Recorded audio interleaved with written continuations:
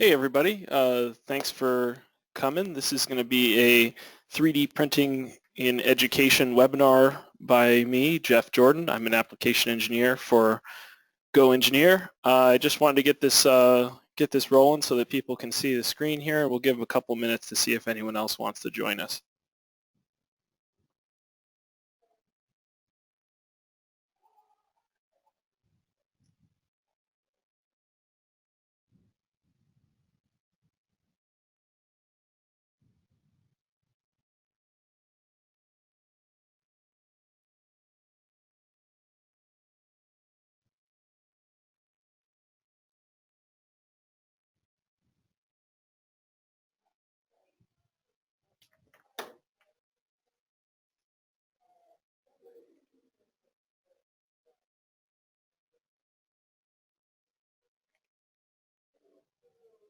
Oops.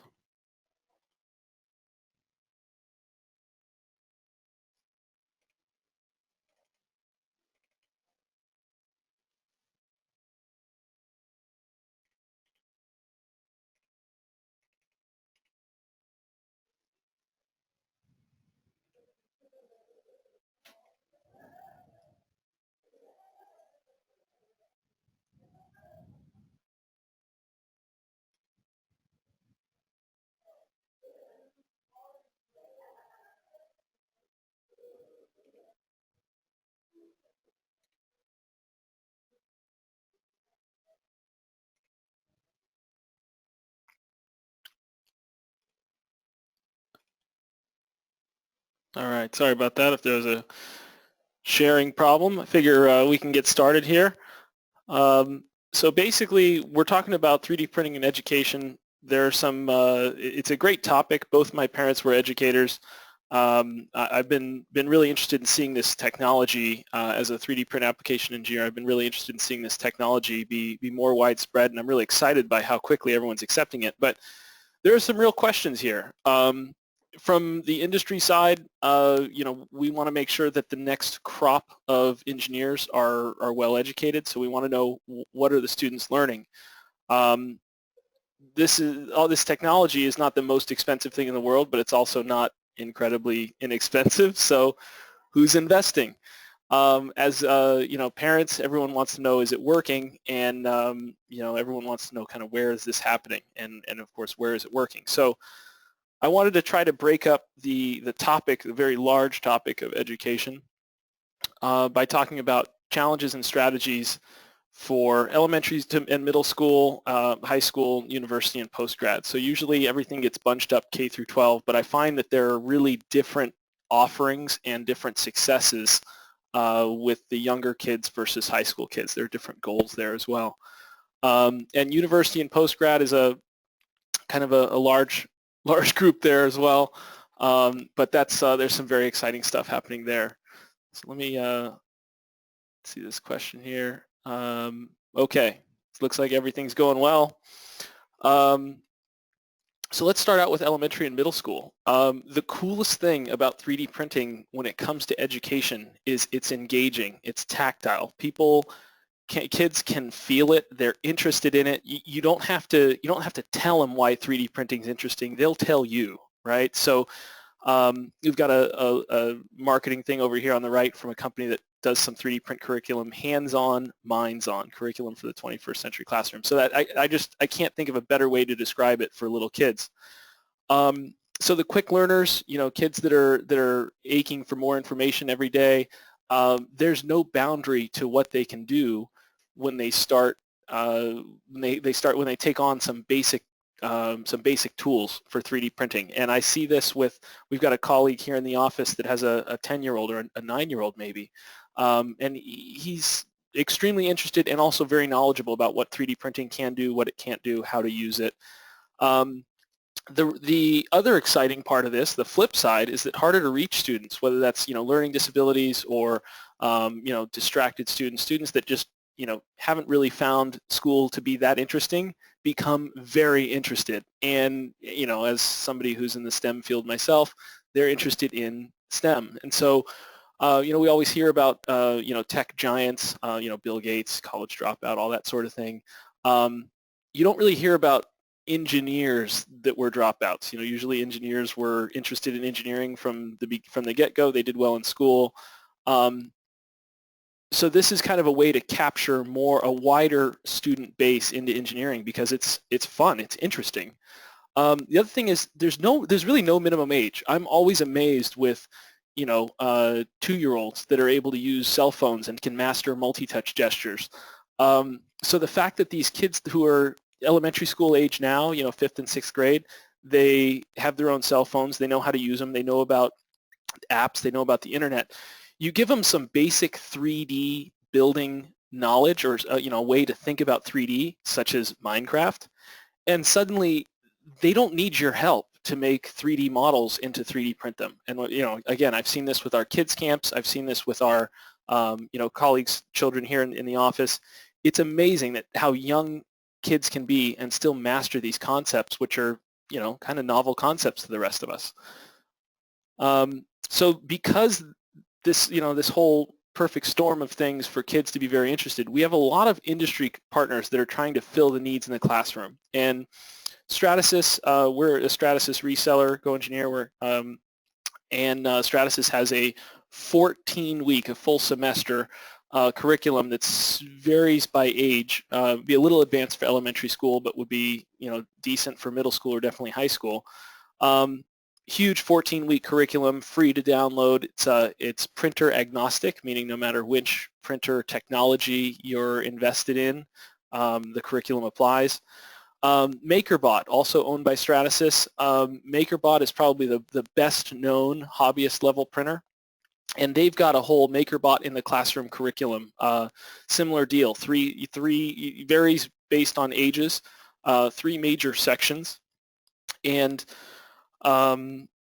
basically it's aimed at getting over the hump for instructors, so getting instructors the materials and the syllabus to enter into the classroom, and it covers kind of how MakerBots work, the 3D design process. And then you've got this company, Pitsco, that came up so many times in my research for this webinar. They're specifically interested in STEM education, and it varies based on elementary school to high school. It's all K through 12 stuff. But it also varies based on size. So I can see this being very popular for homeschool students or charter schools with small class sizes. It doesn't require some huge investment, and they give you these full kits like it's pictured down at the bottom here.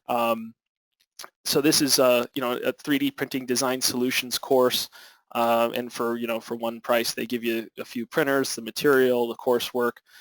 Very cool stuff. So there's no shortage now. A couple of years ago there may have been, but there's no shortage now of industry support. But oops, let me cruise back here. But that doesn't guarantee that we're going to get the teachers and the students to where they need to be knowledge-wise. So that's kind of an interesting thing. But there's definitely industry support here. And then this kind of blends in with the high school stuff as well, because a lot of these things, elementary school kids might be able to do it, but the more geared you are towards kind of a career-oriented mindset, the more you get out of it. Now in high school, completely different. So we've got 2 popular goals that are being hit today. This is not goals that are going to be hit 10 years from now. This is stuff that's happening now. We're looking to prepare students for STEM careers. And we're also looking to increase graduation rates and college acceptance rates. So these are very different goals, but they go together very well. I've said STEM probably 7 times. Science, technology, engineering, and math. This is probably should have put this graphic up in the front of the presentation. And so these are two very important goals. And this is it was really difficult to find lots of information on what schools, high schools in particular, are hoping to get out of 3D printing. I was trying to figure out what they want to get out of it and to figure out if they are being successful or not. And it's kind of one of those fields that's brand new for a lot of schools, brand new for a lot of teachers. They don't really know what they want to get out of it. So these are 2 very concrete, very achievable goals that are happening now. These tend to be engineering tools, so we want to to prepare students for these engineering careers where they'll be using these tools. But the big thing nationwide and worldwide is increased graduation rates. So if we can do that, and it's funny that you use the same tool for both, seeing as how the STEM students tend to be high achievers and students that are at risk for not graduating are on the other end of the spectrum. But it's really interesting how the same set of tools attracts both groups of students and really does concrete results for both sides. So we've got a couple examples. One of them is this Cleveland MC2 STEM High School. So sponsored by GE, General Electric, huge conglomerate here. They actually started this with the Cleveland, the school district, the public school district in Cleveland. And they started it, they didn't have a place to hold it, so they actually started it on their campus.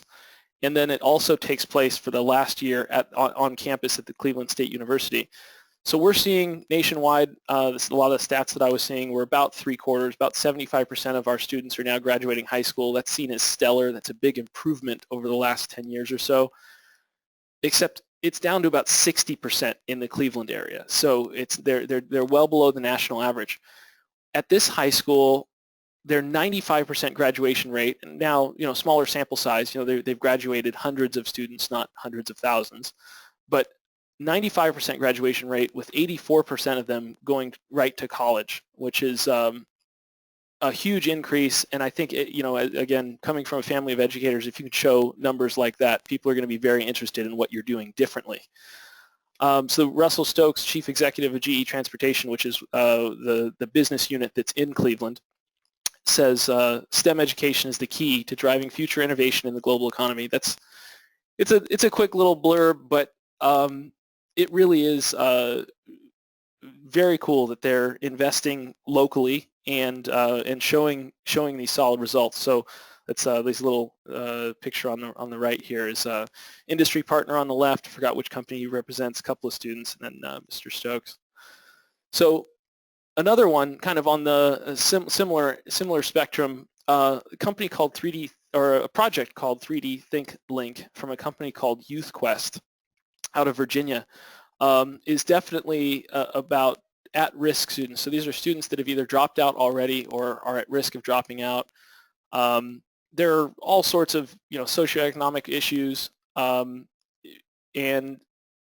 this is it's really interesting that this one tool that just presenting this information makes such a difference. So this is different. This is not a school. This is a foundation that's trying to develop curriculum to basically get this spread out so that they can have success everywhere. They've had success locally in Virginia.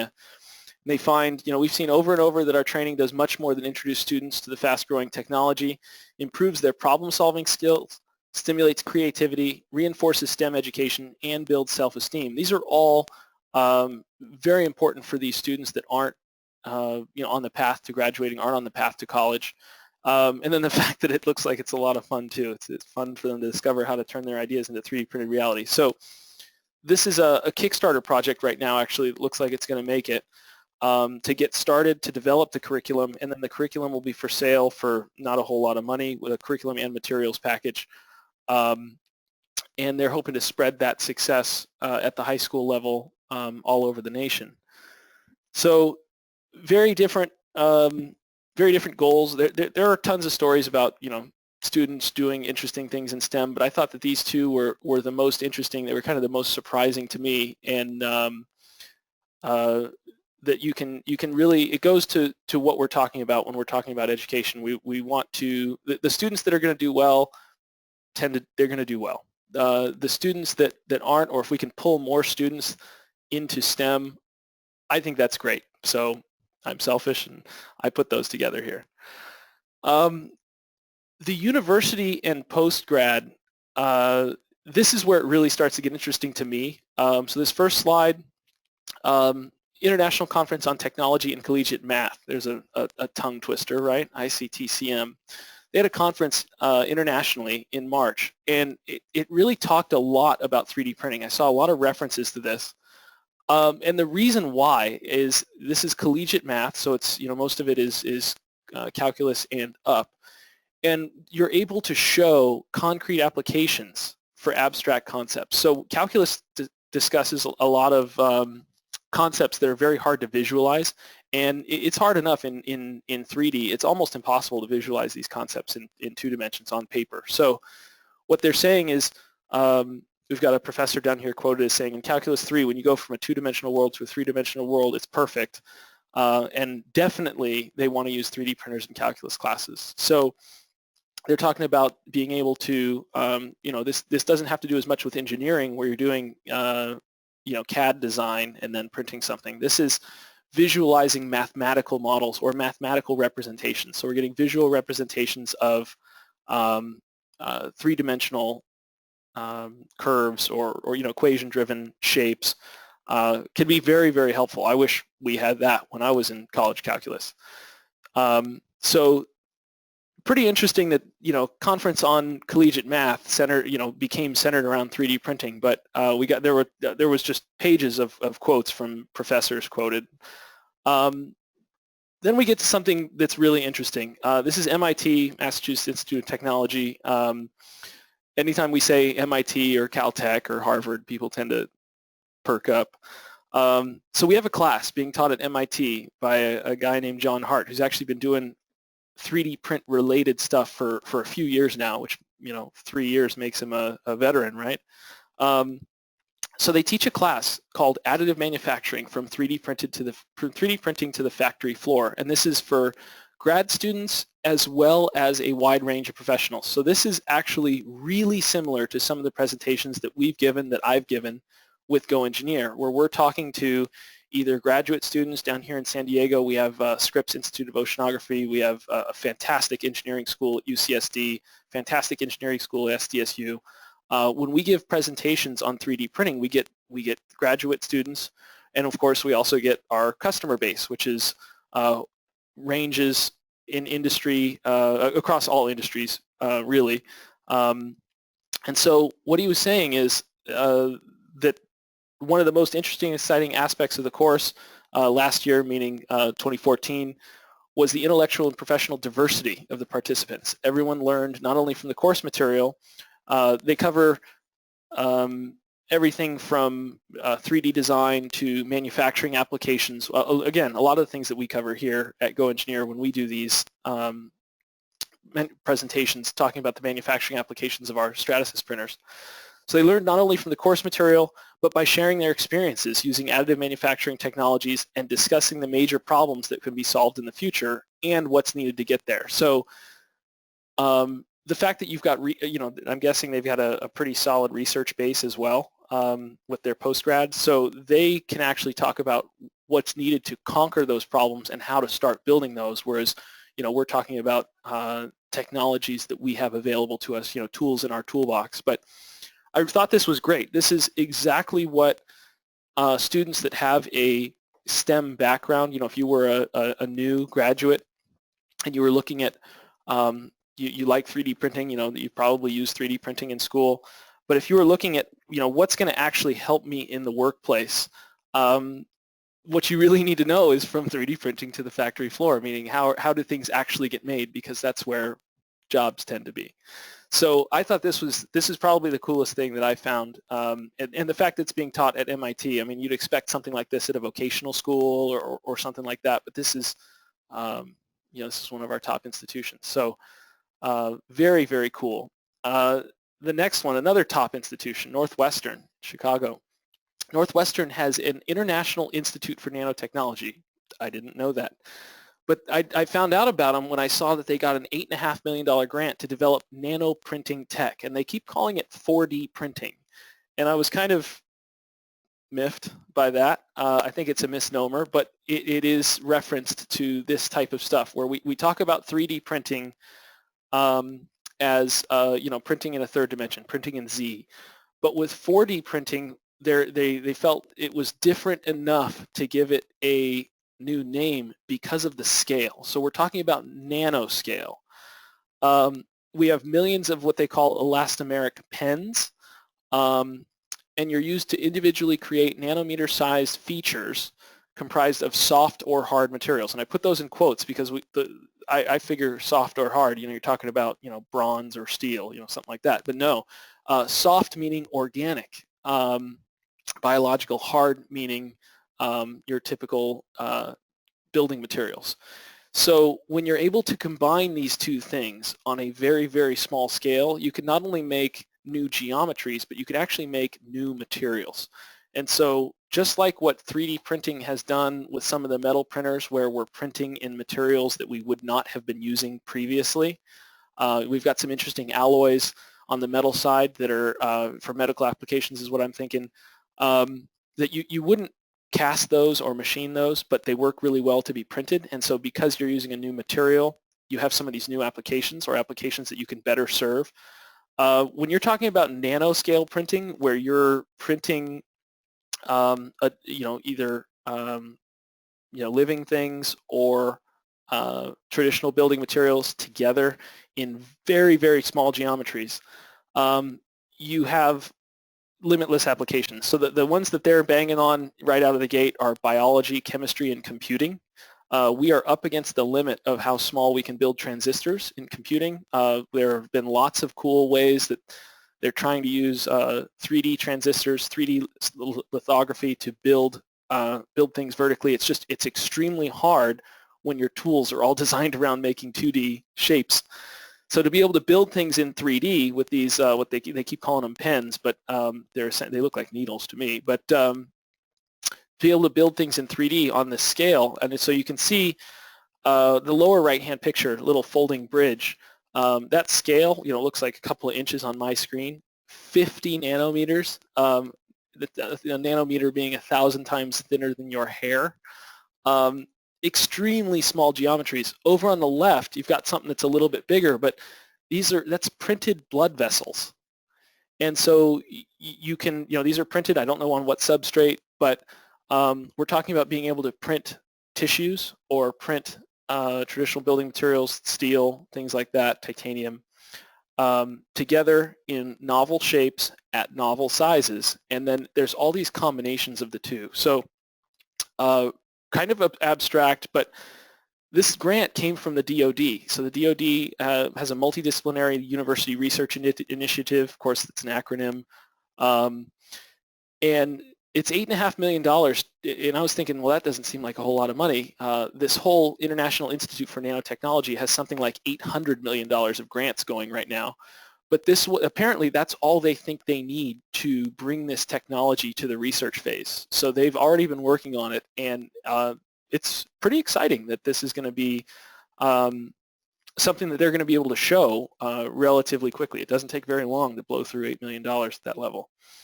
So the university stuff, it's very different than the elementary school and high school stuff, but we're talking about, it's kind of the same overall theme. We're talking about things that are new and exciting, getting students interested, and then of course who's feeding into this.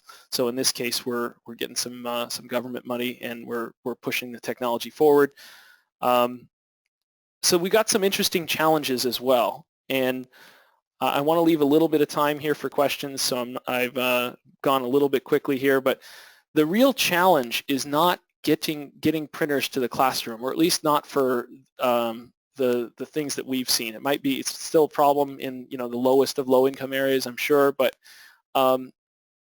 we see a lot of classrooms that have low utilization rates.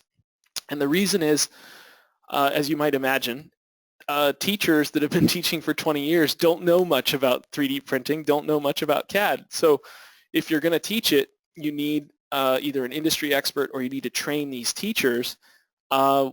We don't have very many industry experts teaching that have CAD experience, and if you take those, only a very small subset of those are going to have 3D print experience. It's a lot more over the last couple of years. I saw some numbers saying 1,500% growth in the last 3 years in 3D printers at schools. But it's still too new for there to be a game plan, a strategy. So there's a lot of variability from school to school, state to state, nation to nation, as you might imagine. When I was looking for ways to kind of combat this or solutions, The most interesting one I found was actually from the UK. So there's something called the St. James Teaching School Partnership. And their goal was to address exactly this, to increase utilization rates of existing 3D printers. So we're assuming that these industry partners that we've already talked about have contributed the technology, or at least discounted enough so that the technology's there. But they want to increase the utilization rates.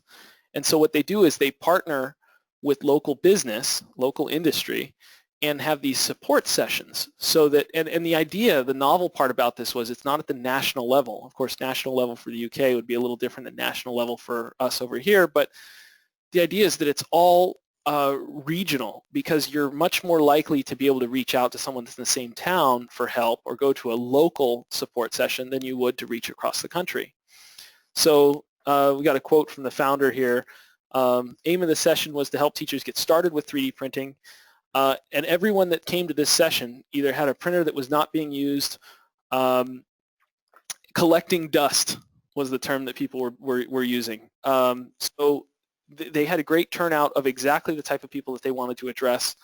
The others had printers but didn't know how to set them up, what material to use, unsure about software, STL files.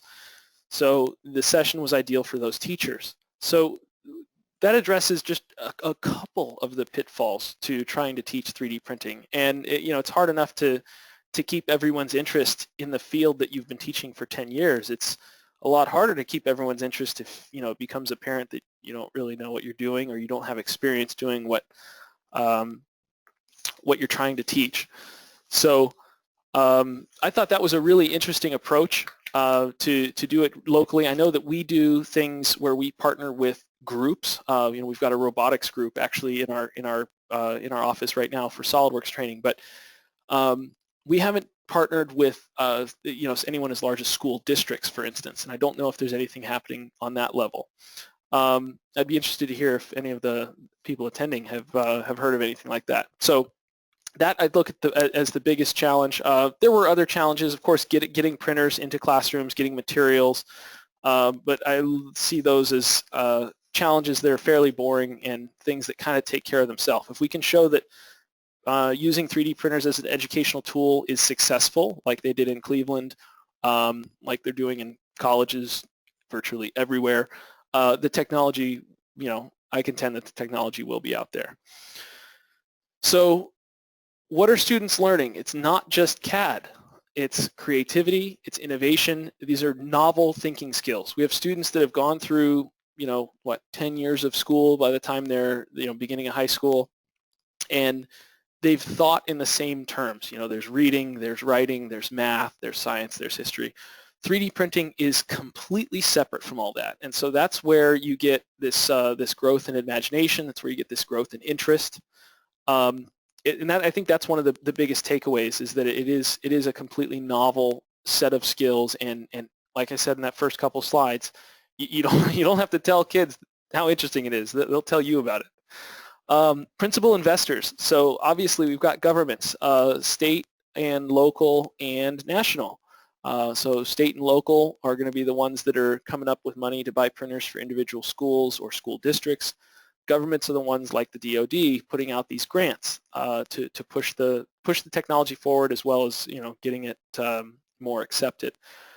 We have industry, and so I started making a list of all the companies that invest in 3D printing, and it got a little long, a little weird. So we have all the 3D printing companies. GoEngineer is the world's #1 partner for Stratasys, so we're tied in with them the most. We also have 3D Systems. MakerBot is huge in education because the dollar value is so much smaller. It's so much smaller investment. And MakerBot, also owned by Stratasys, is all over the place. And then you have all these little hobbyist printers, and especially when you go internationally, you tend to see a lot of for them, their domestic hobbyist printers being used in education. So the companies that make those printers are either discounting them or giving them to the school districts or to the schools, so that students become trained in that printer or in using that printer. Some of it is printer agnostic. Some of the the skills and everything doesn't matter what kind of printer you're using. But for instance, MakerBot specifically came out with their, as I showed in that one of those earlier slides, specifically came out with their educational package so that when students think 3D printing, they think MakerBot. And the third set of investors that I couldn't really find a better name for would be these STEM groups. So these would be whether they're teachers, whether they're industry partners, they're the ones that are volunteering their time, or at least whether it's teachers who are teaching, they're learning additional things to be able to teach their students, or whether they're people that are coming in to volunteer, have other jobs. We have a lot of volunteers. A lot of the education now in 3D printing is being done by volunteer groups. And so I think that's fantastic. I mean, that's one of the coolest things. The question of where, everywhere. I have examples from all over the world, from the UK. I have another example that didn't make it in here, from India, Southeast Asia. There's everywhere where you have computers, there's people that are interested in teaching kids about 3D printing. And so it spans from developed to developing nations, high to low income areas, and across age groups. This is another interesting one, is it's not, people that are interested in learning about 3D printing. This isn't just kids in school. This is everyone across, from elementary school through high school to college to graduates to people that are getting close to retirement and want to be able to master this before they leave the workforce. I mean, it really does span the age groups.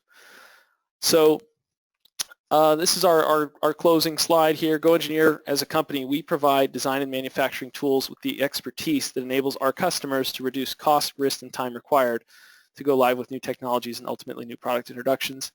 We're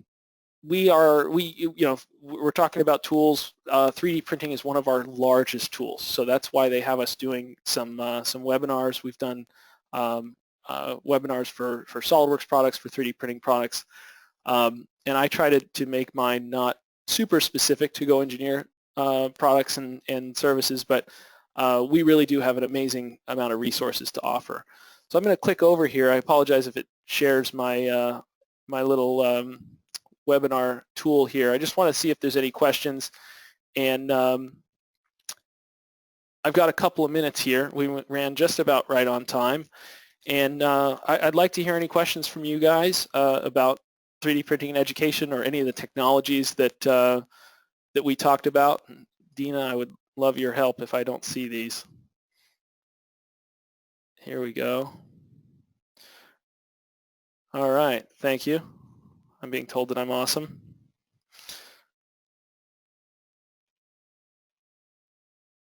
All right, well, no questions here, it looks like.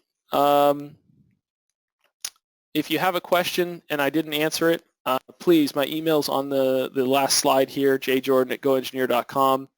If you're watching this webinar on YouTube later on, that'll probably still be my email. So shoot me a question, I'd be happy to answer it. And if anybody has wants to see the presentation slides or wants more information about it, I'm happy to share that as well. So give it another couple minutes here. And thanks so much for staying on, and see you in the presentation.